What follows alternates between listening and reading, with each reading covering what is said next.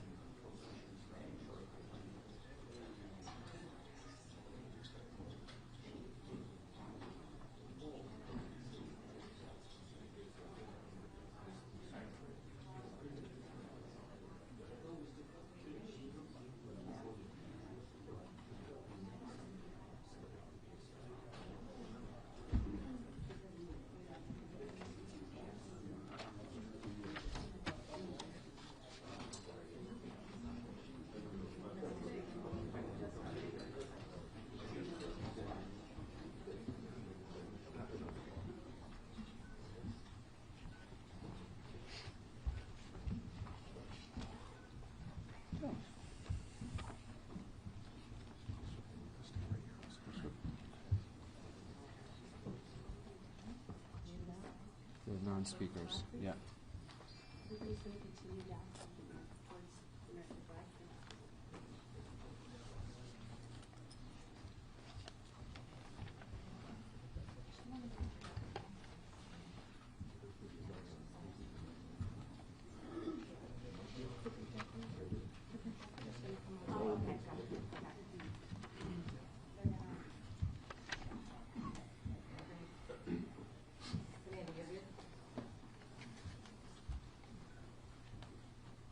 Okay, everyone ready? Everyone set? Great.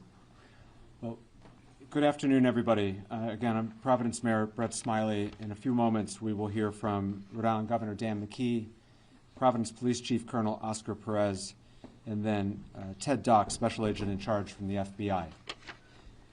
I'm going to start with a brief update, and then just to let folks know about the work that we continue to do to reassure residents in Providence that they're safe in their community, and we are grateful for all of the assistance that we have continued to receive. As we announced last night, we would be providing enhanced police coverage throughout the Brown community, throughout the East Side, and really throughout the city of Providence. And what residents and neighbors saw today was exactly that. There was specific enhanced coverage in Fox Point, Wayland Square, on Thayer Street, and on Hope Street, which are the commercial districts in the area. And I want to express the city's profound gratitude to the following departments who provided mutual assistance and additional coverage today. First and foremost, the Rhode Island State Police have been excellent partners, and I'm grateful for the governor of making sure that those resources are available to us here in Providence.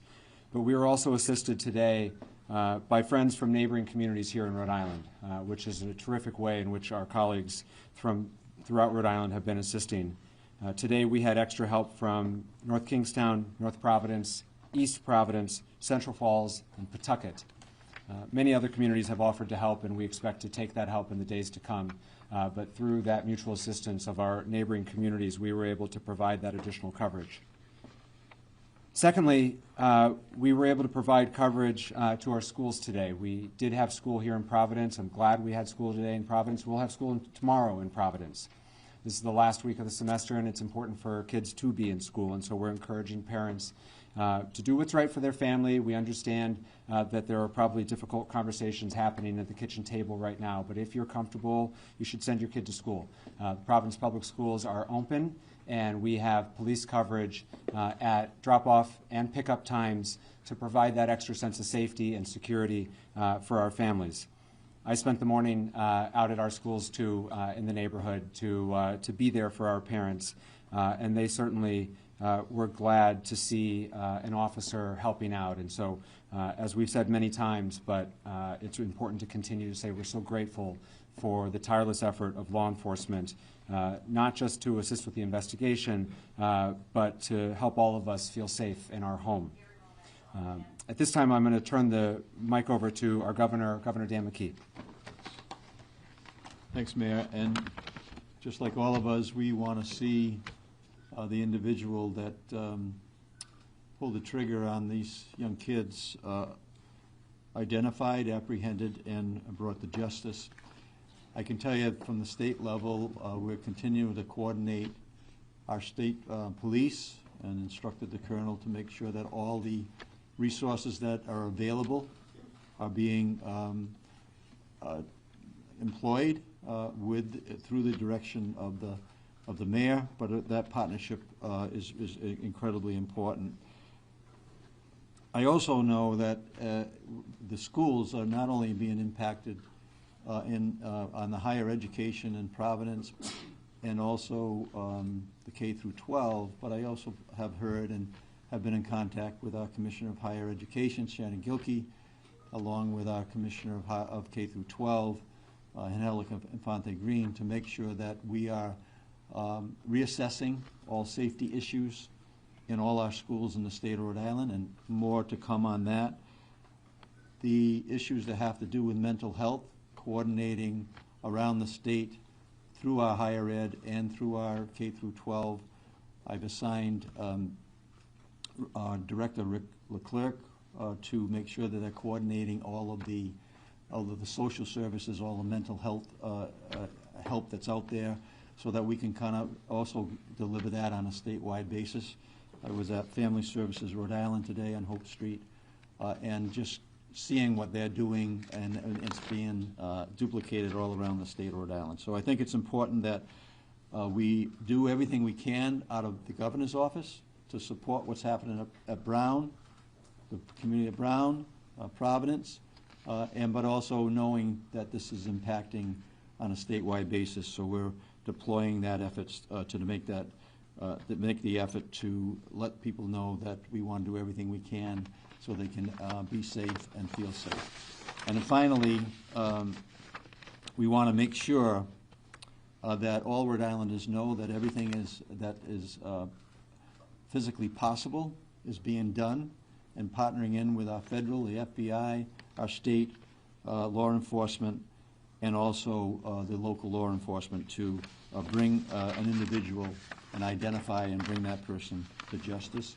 We also have been involved in communicating with the League of Cities and Towns today through Randy Rossi. They've sent out a message to deploy their vehicles, their police vehicles, at the beginning of school day, at the end of the school day, all around the state of Rhode Island to, again, show that we're serious about having people and the families feel safe, and that everything that's being done to make sure that happens on a statewide basis, because this has become a statewide issue that is being impacted families and people throughout the state of Rhode Island. Mayor?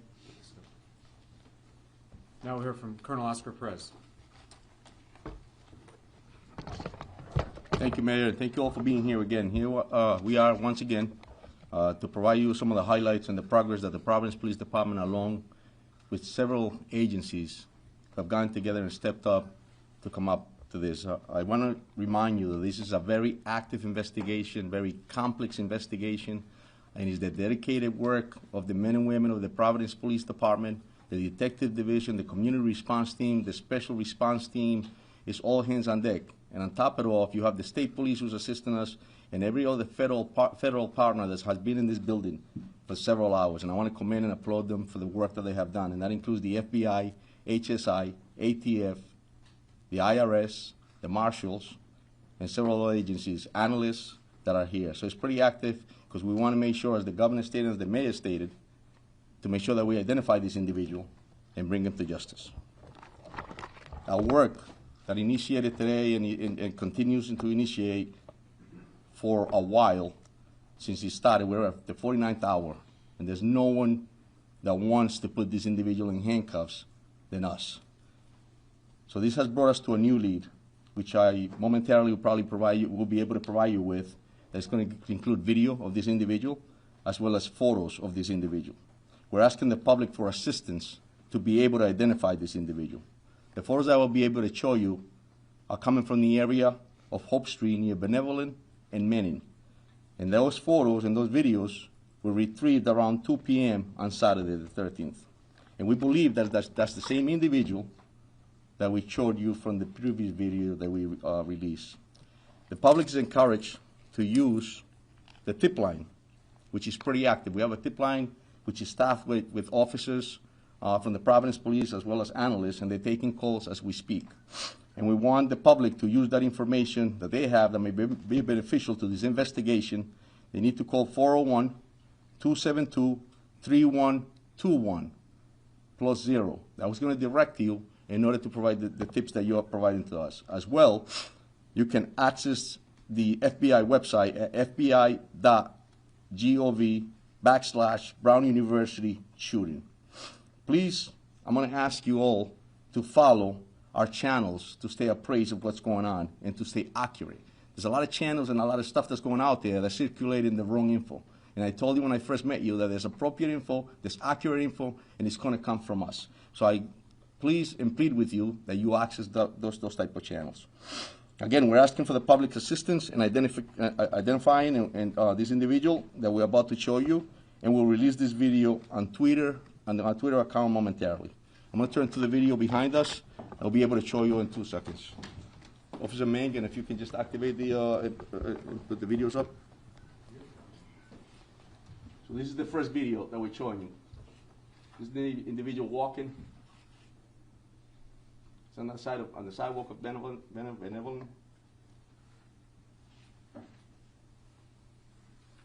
And this is prior to the incident. Here we go again with is this video too, Mike?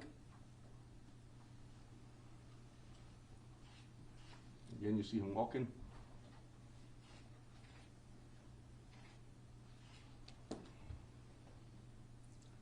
Move on to the third video.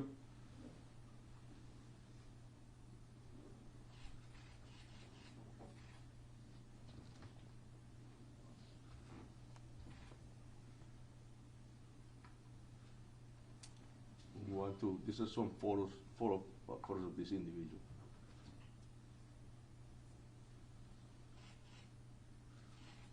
And they will all be time-stamped.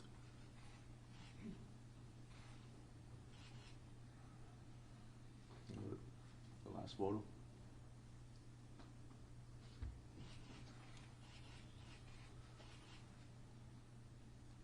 Thank you. So we'll be providing this as well, and I ask you all to please make sure you put them up, and then anybody in the public that has any info about this individual, we ask that you call our tip line, and we'll also have the numbers in the website listed. Mayor? Thank you, Colonel. The last speaker today will be Special Agent in Charge from the FBI, Ted Dux. Thank you, Mayor, and good evening, everyone. My name is Ted Dux. I'm the Special Agent in Charge of FBI Boston. We know there's a lot of public concern about the horrific mass shooting at Brown University on Saturday, and rightfully so. I can assure you that law enforcement team standing before you today has been working around the clock, 24/7, to ensure justice is fully served. While we mourn the devastating loss of the victims and those who were critically injured, the FBI and its partners are dedicated to honoring their memory through a meticulous investigation.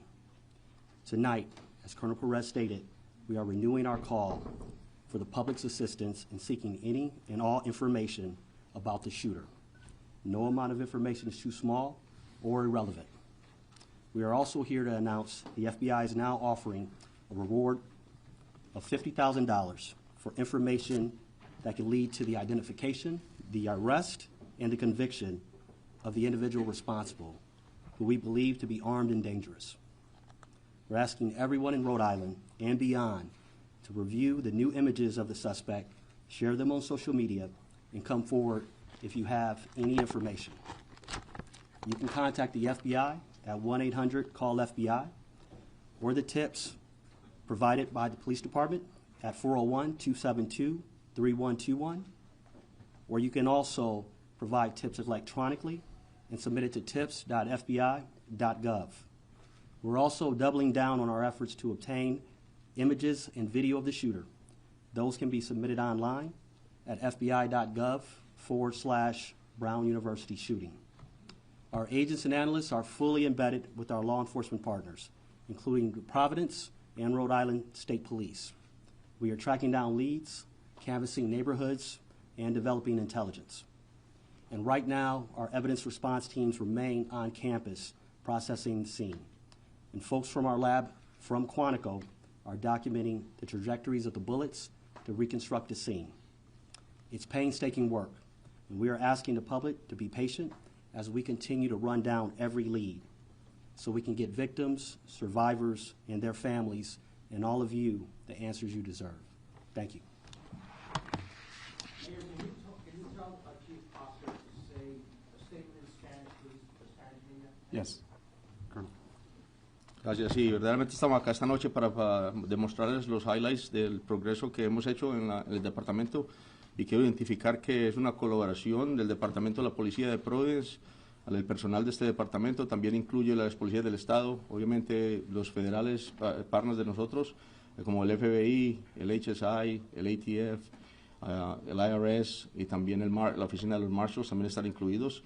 Acabamos de mostrar 3 videos los cuales depictan lo que es esta persona que estamos buscando, y le pedimos al público que verdaderamente, si ven estas imágenes y lo conocen a la persona, que llamen a los números que le acabamos de dar, y te los puedo dar cuando terminemos acá, para que ellos nos den esa información y así nosotros seguir tener la posibilidad de identificar a esta persona y traerlo a la justicia. Dan, go ahead. Hi, Mayor Dan Jady from NBC10. I just want to ask a question. These videos and images were actually very good that you just showed. They were from the day before, and I'm just wondering, why didn't we release these a little bit earlier? Did you just get them today? And can you explain? Because that's going to be a question from you. Of course, and that's a great question, Dan, and I'll tell you that it takes time. I've mentioned it before that investigations are very complex. And when you're doing canvassing areas or when you're developing evidence, sometimes you get directed to another direction, and then that's what makes you go back to certain areas and continue to investigate. Here we are at the 49th hour, but I got to commend the dedication and professionalism of all of us that I mentioned earlier, because it's that passion to bring someone to justice that led us to get this info that we got today to be able to provide to you. Go ahead. Are you still leading the investigation? 1 second. Sorry. These images and videos, are you all going to distribute them to the media and distribute them? 100. And then, you are. Sorry, yes. Mr. Attorney General, yesterday you made it clear we didn't have an image of this person's face. Now these images show we do have this person's face. Is this going to be key in solving this case, which you seem very dedicated in doing? Yeah, look, I think, as I've said multiple times today, that these investigations are like threads that you pull on a garment, and some of them you pull and the garment doesn't open up, and other ones you pull and the garment comes undone. I think when you go out and get a better image of the person's face, that can only help the public, help us identify this person and confirm that they're the right person when that time comes. You know, the prosecutors today have been working with the law enforcement agents and police officers to advance this this investigation, and I would describe today's work as making steady progress to identifying the person that we saw in the video that was released yesterday, and the sooner we can identify that person, the sooner we can, I think, blow this case open. But that's work that has to happen in the next 24 to 36 hours. Mayor, what led you to believe that there was no further threat to the community today? You mentioned yesterday that there was no additional evidence. Can you just expand upon that? Yeah, it's the same. It's the same as yesterday, which is ever since 4:05 on Saturday, which was when the first call came into Brown. There has been no new, credible, specific threat anywhere in the Providence community having anything. There was no threats made prior to the shooting, so how can people feel safe with that information? The way in which we are trying to reassure our residents is through a noted, visible police presence throughout the community. It is going to be hard for my city to feel safe going forward. This has shaken us. That will be true tomorrow. I suspect that'll be true the day after the general convicts someone. This is a process to restore a sense of safety. But we're going to take those step at a time. And the first step in what we're trying to provide today, and which we did well with the assistance of our neighbors, and we're grateful for it, is a noted, visible police presence to provide some confidence for families that are taking their kids to school, people who have to get to work a shift. You know, I spent lunchtime today walking down Thayer Street. And for our guests, Thayer Street is the commercial district right adjacent to campus. And you know, I talked to one of the women at Antonio's, which some of you know is a pizza by the slice joint, and she said, you know, I didn't want to come to work today, but I needed to work. I needed to take the shift, and that's a very real thing happening in our community right now. But she noticed, and she appreciated the fact that there were patrolmen walking up and down Thayer Street. It made her feel a little bit better. And when she comes to work tomorrow, I hope she feels a little bit better after that. That's where we are right now in terms of restoring a sense of safety to the community. And that's what we're going to continue to try to do. Bill, go ahead. Mayor, two questions. Yeah. To that point, a lot of people scared right now, a lot of people confused right now in the city. Yeah. Can you speak to them directly, summarizing what you just said or any other thoughts from the heart? Yeah. Your take right now is Providence safe. Yeah. Providence remains a very safe city, and Providence receives really the best law enforcement, you know, I believe, in the country. And today, especially at this moment, it's being augmented by great professionals of other Rhode Islanders, the state police, and others, and our federal partners. But my sense of the community right now is that this is starting to get very real and very personal. And I heard that today. I heard that last night at the vigil. You know, we're all 2 degrees of separation from one another. And now people are starting to share stories with one another of, oh, my neighbor was nearby, and oh, my friend's kid was supposed to go to that review session but didn't. I'm starting to hear those stories, and I think all the Rhode Islanders in the room are starting to hear those stories. I heard that story again today with one of our customers is one of the teachers. And so it's starting to get very personal for our community, which is hard. And that's, I think, where we are sort of emotionally in the process. But we're here from one another. That's the scary side. The upside is that this is a tight-knit community that looks out for one another. The governor was there. All the officials who were up here with me tonight were with us at Lippert Park last night. It was 10 degrees. It was loosely organized. And yet hundreds of people came out because they wanted to be with one another. They were hugging their neighbors. They were crying. And they were offering each other support. So this community will heal from this. We will move forward. But that doesn't make light of, and I'm certainly not making light of, the fear and anxiety that persists. But the only way we're going to move forward through it is one step at a time, and today's one of those steps. Please, Barb, go ahead. Colonel, Yeah. do you have any idea what kind of firearm was used in this shooting? And do you know how many rounds were fired? Do you have any details of that nature? It was several rounds, and it was a small caliber, actually 9mm firearm was used, and it was several rounds into it. And obviously, as we all know, the casualties and the injured people, it's just terrible. So yes. Colonel, Go ahead. I have two questions. Yes. Who's the lead investigator on this now?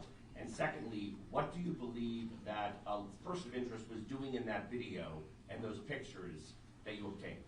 Yeah, so the first question, the lead is, obviously we're taking the lead, but we couldn't do this job without the assistance, as I mentioned, and collaboration of all the different agencies and municipalities. This is a team effort. This is important to us. As the mayor stated, it has shocked the city, and a lot of people are concerned. So this is an effort to put handcuffs on somebody, and it takes a whole team to do that. My second question is, what do you think he was doing? Was he staking out the area? Because this was the day before the shootings, correct? Correct. And so, that's it. So, hours before, days before? So it was a few hours before, and I'll tell you that at this point, that's all we have. So it was a few hours before what he was doing. We'll be able to find out further once we continue to investigate. Go ahead. Go ahead, John. Go ahead, John. John DePietro, Road Patrol Life. Can you talk about, is it unusual to change the direction of an investigation as it's going on? That's a great question, John. I think that, all detectives throughout this nation and in the world understand that when you investigate in a case, it takes different paths. You start somewhere, you start here, and all of a sudden something else pops off and you're going in a different direction. And that's what happens. It's complex. And at the end of the day, you have to investigate. You have to pull every rock. You have to look at every video. You have to examine evidence. You have to check ballistics. It just takes a lot of work. You have to interview witnesses. And sometimes that takes you to a whole different path. And as a police officer and a detective, you have to make sure that you don't get into the tunnel vision in order to be able to get the right answer. So, yeah, they do change. Go ahead, Steph. Go ahead, Steph. I'll tell you, every minute counts. Every minute counts, but what doesn't stop is the dedication and professionalism of this department as well as our partners. So. Staff. Believe that any of the victims, whether the victims who died or the others, were targeted by this shooter, or that he was just shooting randomly and indiscriminately? That's all part of the investigation, Steph. Yeah, so we'll continue to investigate further. You also explained that the FBI today was searching in the bushes and kicking around the snow, or like moving the snow on Waterman Street. We have known since Saturday that the potential suspect walked down Waterman Street. It was in the first video. Why would you be now looking in the bushes for something on Waterman Street 2 days later after it snowed? So I just answered John the same question on how investigations, they turn and lead you in a different direction. We might have used all our energies in the first few days to investigate something, and here we are now heading back to that same place to continue to investigate, and that's why you saw that, because the investigations change on a daily basis. The example of the 911 call or emergency calls that came in, when the first 911 calls to come in, were those dispatched by Brown University Police or Providence Police? It was dispatched by the 911 center, and yes, we responded immediately within minutes. You saw the Providence police cruiser pulling up. So Providence has been an investigator on this from the That's correct. Patrick. Have you received any leads or indication on whether this was personally motivated, political, or otherwise?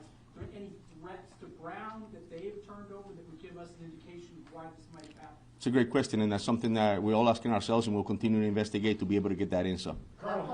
In front here. Do you have reason to believe that this person is no longer in the community? Because can you continue to try to reassure the public that they are safe, but you also just said that this person you believe is armed and dangerous. So how can both be true? Well, yeah, right, and that's something that's unknown, but like the mayor stated, I'll tell you that we have enhanced enforcement in that area. We have, Steph stated earlier, we have a lot of officers in the area, so in that sense, it's going to be safe. But however, as well, I just want to remind the community that our priority in law enforcement and in the city is to keep our constituents safe, keep them informed, and to keep them committed, to understand that we're a professional, we're dedicated, we're going to put somebody in handcuffs, and we're going to continue to do this job. So I want to know. Reason to believe that they are no longer in this community? That's something that we're continuing to investigate. Just real quick, Tom. WPRO. On the trajectory of where this guy went from the video that you saw, where is the last place that you would you have clear video of seeing him? Is it like, are you still getting video from houses in that area? And Colonel Weaver, just real quick, in terms of the state's response, how much enforced patrol, we know about the enforced patrol in Providence, but are you putting throughout the state to keep the highways, keep an eye on the highways? We have increased our patrols throughout the state, and we will respond accordingly to any requests for additional assistance. This is a collaborative effort, not only from our uniform division, but also our detective bureau is embedded here with Providence and our federal partners, and we will not stop until we find out who the suspect is and bring them to justice. Question for Attorney General. I just want to clarify something, because it seems that we're a little confused as far as the video itself. It says 2 p.m. It was the day off, 2 hours prior. So where, 2 p.m. So yes. where's the last time that you actually have video? Let me just finish with the. Go ahead. Thanks, Tim. Where's the last video that you actually have video from in that It's area? in the vicinity of Hope Street, between Benevolent and Manning Street. And that's before the shooting? That's correct. Yes. 2 hours, right? 2 hours prior. Yes. My turn. Dan, Tom, relax.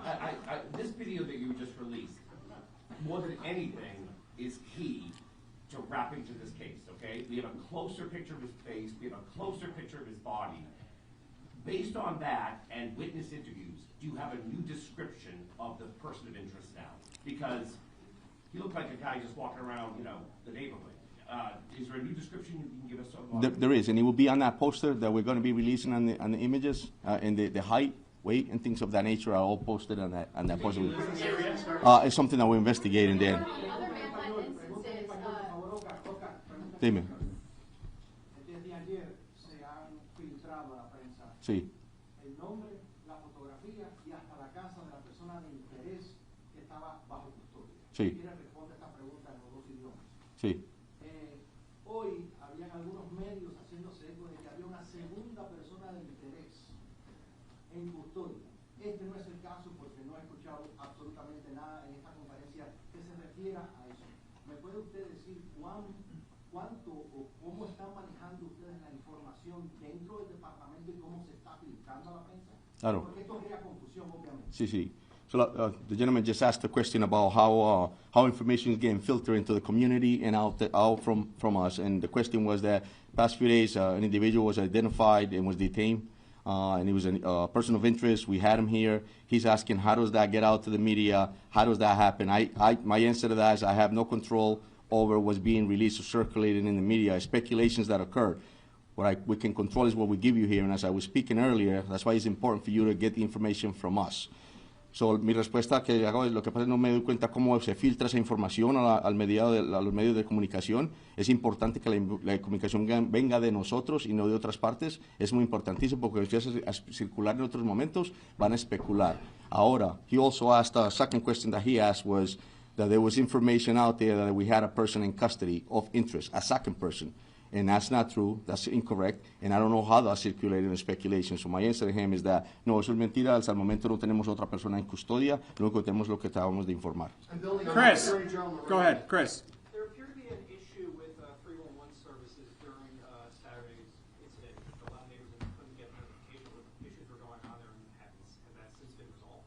Yeah, so residents in the city of Providence were notified in multiple ways, and certainly through all of your outlets, all official City of Providence social media outlets, Twitter, Facebook, Instagram, and we pushed out a 311 notice. If you are not, the 311 notification system in the City of Providence, you have to sign up for it in order to receive it. And so 311 notifications did go out. If you are a resident of the City of Providence and you are not receiving 311 notifications, we urge you to please sign up. You can do so at the city's website. 311 notices have continued to go out throughout this entire incident, including up as recently as today, this afternoon, to clarify a false report with regard to a report of shots fired, which was found to be unfounded. We sent out a push notification through 311 to reassure people because in this day and age, there's a lot of misinformation. A lot of people are getting reports through non-official channels and are getting anxious as a result of it. And so 311 notifications are working fine, but you have to register for it. And you have to opt in for text messages. If anyone needs assistance for how to sign up for 311, if you are not tech savvy or if you are having problems, you can call the phone number 311, and we have staff available who will help register you. For all of our community, please know that there are always bilingual calling individuals to take those phone calls. Mr. Attorney General, real quick, you're on CNN this morning talking about, Mr. Attorney General, you're on CNN this morning talking about the person that you spoke, the person of interest from yesterday was here. We have not heard that here today. Can you talk about, you know, is that person of interest still here in the state? Who was he? Was he from Wisconsin? Just, you know. Yeah, I think, as I said last night, for those of you who were here, I thought it was really unfortunate that this person's name was leaked by somebody. Is he clear? Well, let me finish my answer. Was leaked, excuse me? Why you finish the answer? You just answer his question. No, I haven't finished it yet, Ronaldo. So I'm going to finish it. So the person who was held, it was unfortunate that his name got leaked, because it's one of the reasons why we use words carefully, and detaining someone because they're a person of interest is different from having a person in custody that you're gathering evidence to charge. I mean, that's a place in an investigation that eventually you get to, but we weren't there with this individual. So it's hard to put that name, you know, back in the bottle. He has been cleared. He is not a person of interest any longer. The investigation is now focused in another direction. But I want to clarify something the Chief said. That doesn't mean that while part of the team was focused on him, other leads weren't being followed up on. What's critical here is that we reconstruct, and the police know this, our prosecutors are working with them. It's critical that we reconstruct this man's movements, both before and afterwards. My hope is that we will eventually have that pattern. But when you ask staff why are they looking in particular areas, where he was and what his movements are developing as we obtain additional evidence. So that can't explain why people are looking somewhere today as opposed to 2 days ago. We're learning more about his movements as we gather additional video evidence. And that video evidence has been coming in at a much greater degree than it was 12, 24, 36 hours ago. Why, you ask? Some people were away for the weekend. Some of these places were businesses. So what the team is doing, there are a bunch of teams doing different things, exploiting electronic evidence, exploiting physical evidence, meaning forensic evidence from the crime scene, canvassing the neighborhoods. And those are the threads that when you pull them will open this case up. And that has been true over the course of my career, and I'm confident it'll be true again here.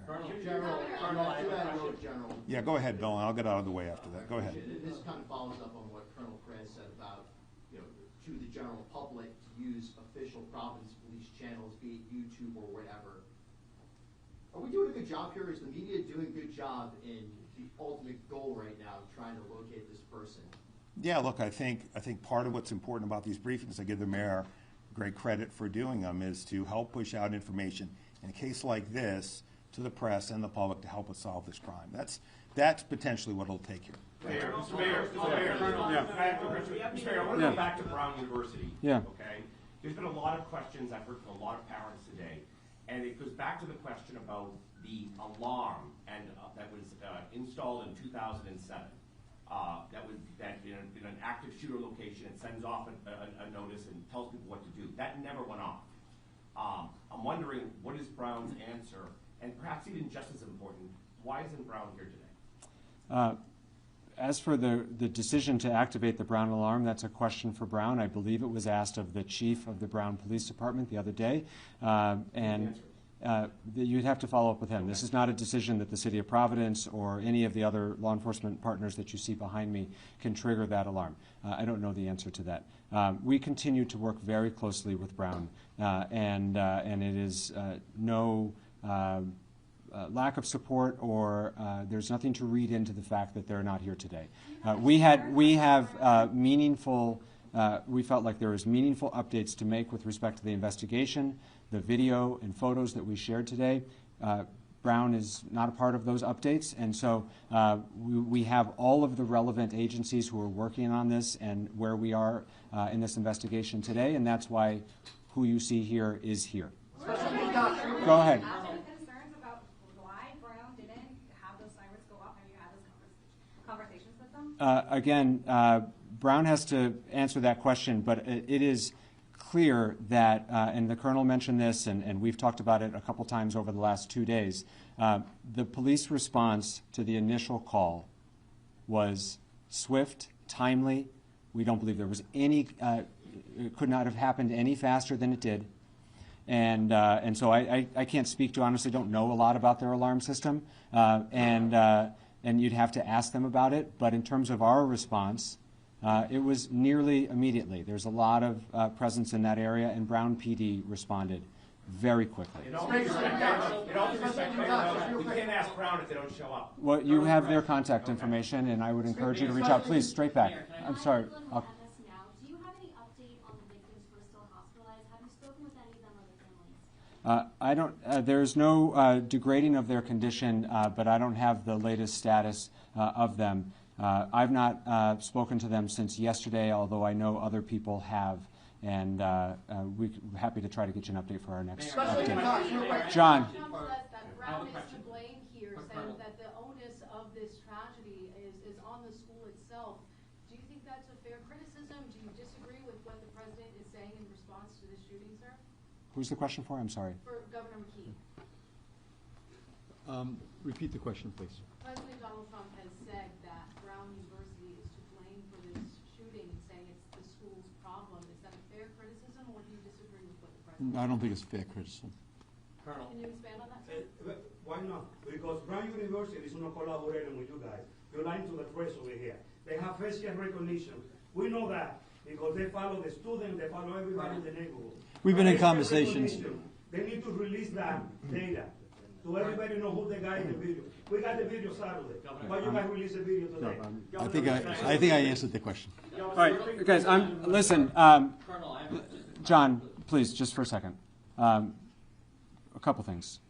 First of all, Brown University and Brown Public Safety, Brown Police Department has been a close collaborator throughout this process. I do not accept that criticism. Secondly, everyone you see behind us, we've all been working for now 49 hours. We're tired. We're serious about the task at hand. I know all of you have been working very hard, and I suspect all of you are just as tired. The press has been a great partner in pushing out relevant, factual, timely information, and we are grateful for that. This crowd has grown a little bit over the last 48 hours, and I know that people are weary, and so I'm asking, please, for a little bit of patience and grace, and we have been fully transparent. We continue to answer your questions. We will continue to do so. But the best way to inform the public and to ask for their help is for these opportunities to not degrade into baseless accusations, and we will point them out when we hear them. John, go ahead, please. Colonel, we learned, you revealed that the shooter used a 9mm. Now, there's a report the shooter yelled something right before his shot came in. Could you tell us what that was? Yes, part of the investigation, John, and we'll, yeah. Now, the only reason I ask that, though, is, for instance, like with the Unabomber, his brother recognized the writing. So it's possible a friend or family member might recognize if the person said something that was significant. Correct. So that's why you don't, other than the 9mm, is there anything else inside that auditorium that you could tell us? No, that's correct. And listen, like I said earlier, investigations will bring us to evidence that we need to collect in order to be able to prosecute. With that being said, we're going to continue to collect evidence, and if it leads us to something to that nature that's going to be extremely helpful for us to identify somebody, we'll be the first ones to put it out. Alex. With how much time has elapsed at this point, do you have any evidence that indicates that this person is getting help, or are they a lone wolf in this situation? Yeah, so we'll continue. Those are great questions, Alex, and I think that's something for us to continue to investigate. This is active and it's complex, and so that we may have an answer to that they by themselves, but that's not something that we have ruled out, and we won't do that. So. To the left here, please. Are you looking for both a living or potentially deceased person of interest? We don't rule anything out. Like I told you earlier, this is a complex situation. It's fluid. But we'll continue to do our job in order to be able to get those answers. Straight back, please, back. You were describing the suspect, of course, someone in his 30s, and then you say 20s. From what you've seen, the picture that lettered age, and whether or not he has any connection at this point, 49 hours later, to that classroom, that lecture hall, and to the Brown University campus. Can you say that lecture hall was targeted? Because he didn't, we saw the video of him going around the neighborhood that you just showed us, but he didn't go anywhere else into that campus. So can you say that that classroom was targeted? I'll tell you that what I can tell you is that this individual definitely targeted the Brown University, because clearly that we're here speaking about that.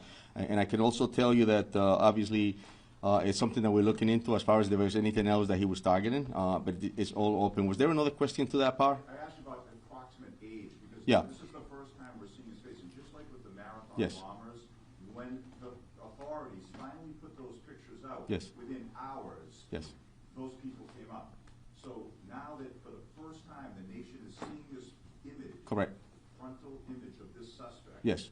what are you able to, and the SAC from Boston Yes. especially, what are you able to now determine? And we have that, and they have been extremely helpful, and we're going to be able to provide that to you so that you can put it on your own websites. But you have that Dan. right now, actually. Dan's got the last question, and then we're going to wrap it up. All right, I want to ask two questions, Yeah. if I could, Mayor. To follow up on John's question, did the suspect yell, like has been reported, and there's been some erroneous reporting, but did he yell when he came to the classroom? And how valuable have witness statements been from those who survived? Listen, my heart goes out to the victims. It goes out to the families, and I'll tell you that their cooperation has been extremely helpful. And that, with that being said, we'll continue, and I'm going to respect the fact that, and I hope that they get better, and my heart and soul goes out to them. So, Did he yell though? Did somebody so that's something that we're investigating. We took statements, and we have to confirm that. So, Mayor, a lot of cell phones. A few questions for somebody. we're gonna wrap it up here. For your planning purposes, we will continue to brief in this location until we say otherwise. We also, unless there's a significant update, we don't expect to brief further today and expect to do this again tomorrow. Obviously, it's subject to change. Please make sure you're on the press list. If you're not, you can see Josh. That's how notice will be made. But for your planning purposes, that's our expectation. Thank you all very much.